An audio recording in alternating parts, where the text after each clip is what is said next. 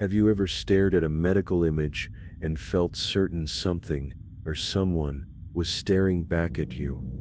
I've been a radiologist for over 12 years, long enough to know that every shadow has an explanation, a bone, a vessel, an artifact from the machine. But this one kept coming back. It followed me from scan to scan, patient to patient, until I realized it wasn't in the patients at all. It was in me. This is the case that still wakes me up at 3:17 every morning. The day I learned that some shadows refuse to stay in the dark, and today, I'm going to tell you everything. My name is Dr. Daniel Mercer. I've been a practicing radiologist for over a decade, 10 years of staring into the human body without ever touching it, tracing my way through tissue and bone like a cartographer of the unseen. My world is measured in grayscale, bright for bone, dark for air, 1,000 shades in between that tell me who's healthy and who's not. I pride myself on being rational. You have to be. You can't afford to jump at shadows when you're the one who decides if a faint blur means come back next year, or you have 6 months to live. My job is about endurance, mental endurance. You spend years training yourself to keep calm when the patient in the next room is terrified, when the tumor is the size of a fist, when the clock is against you. I thought I'd seen everything, shrapnel buried for decades, a wedding ring swallowed by a toddler, even the faint waxy outlines of a drowned man's lungs. Nothing shocked me anymore. At least that's what I told myself. Because once you start believing you've seen it all, something will come along to prove you wrong. It began in late February, during a stretch of night shifts at St. Helena Medical Center, a 1960s hospital with more history than funding. The kind of place where the fluorescent lights hum louder than the people. In the basement still smells faintly of film developer from the old days of X-ray plates. It was a Tuesday night when I first noticed her. I was reviewing a chest CT, middle-aged woman, smoker, suspected pneumonia. Nothing unusual, until I spotted it. In the far corner of the scan, beyond the lung fields, was a faint silhouette, too smooth to be bone, too symmetrical to be an imaging glitch. I leaned in, magnified, adjusted the window levels. It looked like the curve of a face, profile view, chin tilted down like someone standing behind the patient watching. I told myself it was artifact stray movement during the scan, maybe a miscalibrated detector. I'd seen stranger machine quirks. I made a note for the techs to check the system and moved on. The next night, I saw it again. Different patient, different room, different machine. Same faint profile, same lowered gaze. I didn't say anything. There's a kind of pride in my field. You don't want to be the one chasing ghosts in the pixels. But in the days that followed, it became harder to ignore. CTs, MRIs, even plain X-rays.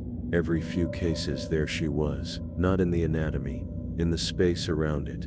My rational mind built a wall of explanations. Software bug, cross-contamination from stored images, optical illusion. But that wall was getting cracks, because one night, reviewing a scan of an elderly man's spine, I realized the silhouette had shifted. She wasn't looking down anymore. She was looking directly at me.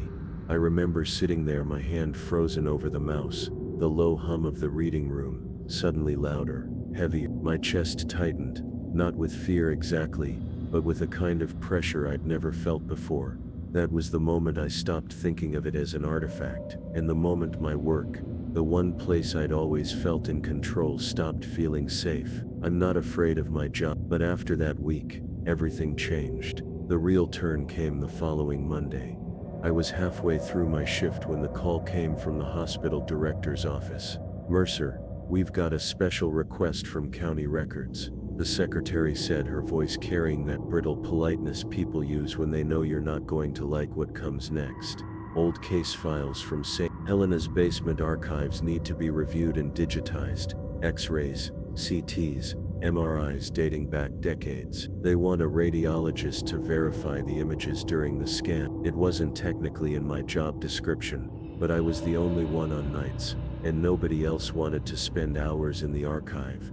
The archive was in the oldest wing of the hospital, a squat windowless addition built in the early 50s, before air conditioning. The hallway leading there smelled faintly of mildew and something sharper, like overripe fruit left in a closed room. Frank, the night security guard, met me at the locked double doors. His uniform was immaculate, his flashlight beam steady, but there was a caution in his eyes I couldn't miss. "You ever been down here before?" he asked as he fished out a heavy ring of keys. "Once, years ago, to grab an old film for a malpractice case." He hesitated, then leaned in just enough for his voice to drop. "Word to the wise, if you hear anyone talking, don't answer, and if you smell lilacs, leave." I laughed a little too quickly. "I'll keep that in mind." The lock clunked and the doors opened to a wave of cold air. The basement lights flickered once, twice, before settling into a dim yellow glow. Rows of tall shelving stretched into the darkness, heavy with cardboard boxes and faded manila folders. At the far end, an ancient PACS terminal and film scanner sat humming quietly on a metal desk. It was colder down there than it should have been. That deep, penetrating cold you feel in your teeth. As I walked between the shelves, my footsteps echoed unnaturally, as if the sound was bouncing back from much closer than the walls. Halfway down the first row, I noticed something carved into the wood of the shelving unit, a series of vertical scratches, deep and deliberate, not the random scuffs of moving boxes. These were grouped in fives, like tally marks. I tried to shake it off and get to work. The first box I opened was from 1993, chest x-rays, all carefully sleeved and labeled. I fed the first few films through the scanner, nothing unusual. Then I got to the third sleeve. It was a standard posterior chest film, except for the faint shape in the background, the curve of a cheek, the outline of hair pulled back, the same lowered gaze I'd seen in the recent scans. My hands went clammy. I checked the next film, and the next. She was in all of them. Different patients, different years, different machines, but always the same silhouette, always in the same position, as if she'd been standing just behind the subject at the moment the image was taken. I was so focused on the films that I almost didn't notice the sound at first, a faint shuffling somewhere between the shelves. I froze, listening. Frank's warning came back to me. "If you hear anyone talking, don't answer." The shuffle stopped. Then very softly came the scent. Lilacs. It wasn't perfume. It was too strong, too sudden, as if someone had just stepped into the aisle beside me. I turned slowly. Nothing. Just rows of patient files stretching into shadow. That was when the terminal at the far end of the room beeped. Not the scanner, the terminal itself. A notification flashed on the screen. New image received. But there was no network connection down here, and the image loading was of me. I was standing in the aisle, my face turned toward the shelf, and just over my shoulder, so close her breath should have fogged the film, was the same pale profile. She wasn't looking down anymore. She was smiling. I told myself I'd imagined it, that maybe the old terminal had pulled a random still from the security feed. Maybe the smile was just compression noise on the low-res image. But the knot in my gut wouldn't loosen. I shut down the scanner, stacked the films, and decided to take a slow walk through the basement before leaving. Not because I wanted to, but because I needed to prove to myself there was nothing here. The deeper I went, the stranger it felt. The temperature wasn't constant. Pockets of warm air and sudden bursts of icy chill hit me like invisible walls. The overhead fluorescents hummed, but occasionally one would pop and flicker, making the shadows jump. About 3 rows in, I noticed a change in the shelving. Here the metal was dented and scraped, and there were more of those tally marks, dozens of sets, etched at varying heights. Some were so deep they'd gouged through to bare steel. My footsteps echoed weirdly in this section, sharper, like the air was thinner. That's when I heard it, a faint tick-tick, coming from somewhere ahead.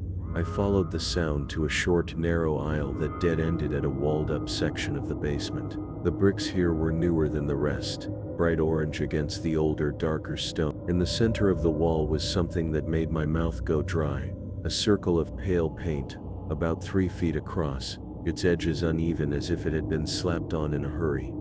I didn't know why, but I felt certain something was behind that wall, and for the first time I wasn't thinking about medical records. The ticking stopped, and then came a whisper, low, urgent, almost inaudible, like someone speaking through cloth. I strained to catch the words, but the only thing I could make out was the rise and fall of a voice that didn't belong in an empty basement. I backed away slowly, my shoulder brushing a shelf. Something fell. A small paper envelope, yellowed with age. I caught it before it hit the floor. Inside was a single black and white photograph.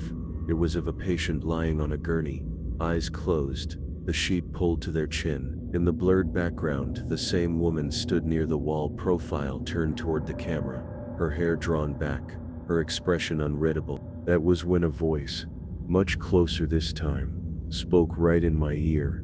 "Don't look at her." I spun, heart pounding, but no one was there. Before I could even process it, a beam of light cut through the aisle. It was Frank, the security guard, his face pale under the brim of his cap. "You need to leave now," he said flatly. "You've been down here too long." I didn't argue. As we walked toward the double doors, I asked, "Frank, what's behind that bricked-off section?" He didn't slow his stride. "Nothing you want to see." We reached the doors, and just before he keyed them open, he said something that froze me in place. "You're not the first one to see her down here. And if you don't want her following you home, don't go back." But that night, lying awake with the scent of lilacs still clinging faintly to my clothes, I knew I was going back. Because she was already following me. I lasted 2 days before breaking my promise to Frank. 2 days of sitting in the reading room, trying to focus on normal work while every reflection in my monitor made me flinch. Every faint anomaly in a scan felt like her silhouette, half hidden, just waiting for me to notice. When the archive key accidentally appeared in my mailbox, no note, just the heavy brass key in a plain envelope, I took it as permission, or maybe a dare. I went down after midnight when the hospital was at its quietest. The hallway to the basement seemed longer this time, the air heavy with that same mingled scent of mildew and lilacs. My footsteps sounded like someone else's, just half a beat behind mine. I headed straight for the bricked-off wall. Something had been gnawing at me since my first visit, that pale circle of paint. Under the flickering light, I ran my fingers over it. The texture was wrong, softer in the center, almost like paper. I dug my keys into the edge and peeled back a small flap. Underneath was a sheet of yellowing newsprint, glued flat against the brick. It was an old newspaper clipping, its headline barely legible. "Hospital technician found dead in basement, no foul play suspected." The photo beneath the headline was grainy, but I recognized the location instantly. This very basement, long before the shelves and boxes had been installed. And there, standing behind the coroner's gurney in the photograph, was the same woman, same hair, same posture, looking down, as she always had. The article was short. The victim, a radiology tech named Helen Royce, had been found unresponsive during a late shift in night. The official cause was listed as sudden cardiac event. No witnesses, no further investigation, but someone had circled a sentence in pencil: "Body discovered near storage room, later sealed due to structural issues." I didn't have to guess which storage room they meant. I was still staring at the clipping when a voice spoke from the far end of the aisle. "You found her." I turned to see a woman in her 60s, hair pulled into a silver bun, wearing faded blue scrubs. She wasn't staff. I would have recognized her. She was my aunt, the woman said. "They lied about how she died. She tried to report someone, and they shut her up. And if you're smart, you'll stop looking before they do the same to you." Her eyes flicked past me, toward the bricked wall. "She doesn't like being trapped." I wanted to ask 100 questions, but the woman was already turning away, and as her footsteps faded up the aisle, I realized the lilac scent had returned, thicker now, almost choking. When I looked back at the pale circle of paint, the flap I'd peeled open was gone, sealed, like it had never been touched. I left the basement that night with the clipping stuffed inside my jacket, my mind split between two truths I didn't want to admit. One, Whatever had happened to Helen Royce had been covered up. 2. Whatever she was now, was not gone. I scanned the clipping at home, then called an old friend from med school, now a county investigator. I didn't tell him everything, just that I was researching a possible malpractice case from the late 60s. He promised to dig into public records. While I waited, I made my own call. I reached out to the local paper's archive desk, the Historical Society, even an old radiology tech who'd retired 30 years ago. Most responses were polite dead ends. A few weren't so polite. "You don't want to get involved with that," the retired tech told me in a voice that dropped to a whisper. There were people in that hospital back then who had power, not just over jobs, over lives. They could make things disappear. 3 nights later, my investigator friend called me back. His voice was tense. "Danny, there's no autopsy on file for Helen Royce. That's unusual." And the coroner listed as a name I recognize, Thomas Kellerman. He was implicated in a police corruption case and never served a day. He paused. "Do yourself a favor, drop this." I didn't drop it. Instead, I went to the police with the clipping and my friend's findings. The desk sergeant took my statement with all the enthusiasm of someone reading a parking violation. When I left, I knew it would be misplaced before sunrise. So I tried a different route, a journalist I knew from a malpractice expose years back. She listened quietly as I laid it all out, then asked for scans of the images where Helen appeared. 2 days later, she called. "Danny, I don't know what you've sent me, but my editor just pulled the plug. He said it's a dead story, and he told me not to talk to you again." His exact words were, "Let him dig his own grave." The phrase clung to me. That same night, the hospital admin announced that all archival digitization was suspended pending a structural review of the basement. My badge access to that wing was revoked without explanation. But the strangest part wasn't the lockout. It was what I saw the next morning during my first case of the day, a lumbar spine CT. There she was again. Not in the shadows this time, but clear, almost sharp, standing behind the patient's chair. And she wasn't looking at them. She was looking at me. Her lips moved, and though I couldn't hear the words, I knew exactly what she was saying. "Help me." The moment her lips formed those words, something shifted inside me. I'd spent weeks trying to rationalize her presence. Artifact, glitch, coincidence. Because that was safe. Safe meant I could keep my life tidy, my work clinical. But standing in the reading room, staring at her in that scan, I realized I wasn't just a doctor anymore. I was a witness, and maybe the only one she had left. I printed the frame where she appeared, tucked it into my pocket, and spent the rest of the shift in a daze. Every shadow in the hospital halls felt longer. Every reflection in the glass doors seemed to lag a half-second behind my own movement. That night I dreamed of her for the first time, not in grainy black and white, but in color. Her skin pale as moonlight, eyes the deep glassy brown of old photographs. We were in the basement, the bricked wall behind her, and she was pounding on it with bloodied hands. When she turned to me, her voice was perfectly clear. "They buried more than me." I woke to the faint scent of lilacs in my bedroom.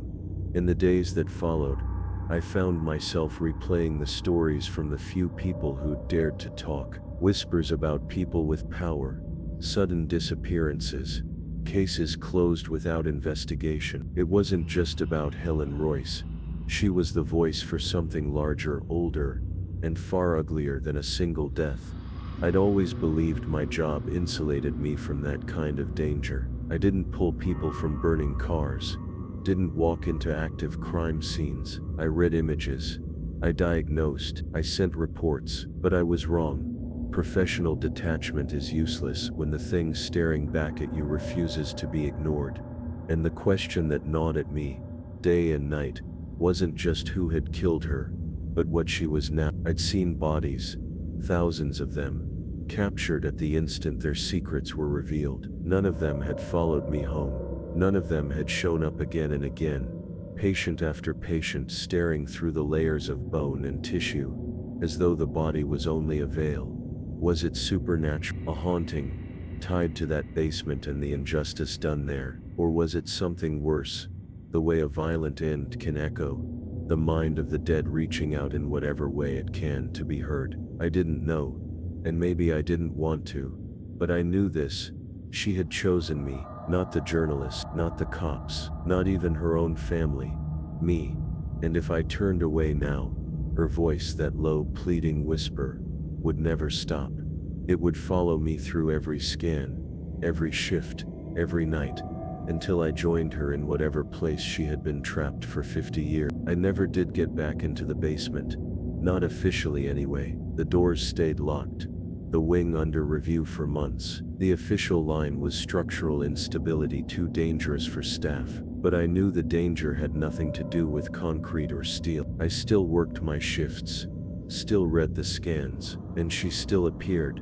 Not every day, not every patient, but often enough to remind me she was waiting. Sometimes she was a blur in the corner, other times so clear I could count the stray hairs across her forehead. Once in an abdominal CT, she was turned away from me, staring toward the edge of the image, as if something else was in the room with her.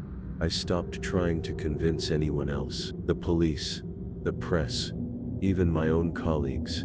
They all had their reasons to look away. The more I pushed, the faster doors closed. So I started keeping records, my own archive. Every scan where she appeared, every photograph, every whispered account from someone who'd seen something and never spoke of it again. It wasn't much, but it was proof. My proof. Some nights I still dream of the basement, the smell of my dew and lilacs, the faint ticking from behind that bricked wall. In the dream, I'm standing there with my hand on the cool orange brick, and I feel the vibration of her pounding from the other side. Sometimes I wake to find my palm pressed to the headboard, my fingers aching as if I'd been pressing against something solid in my sleep. I've changed, I know that. I'm sharper now, less trusting of official stories, more aware of the ways silence can be weaponized. I'm more careful with the dead too.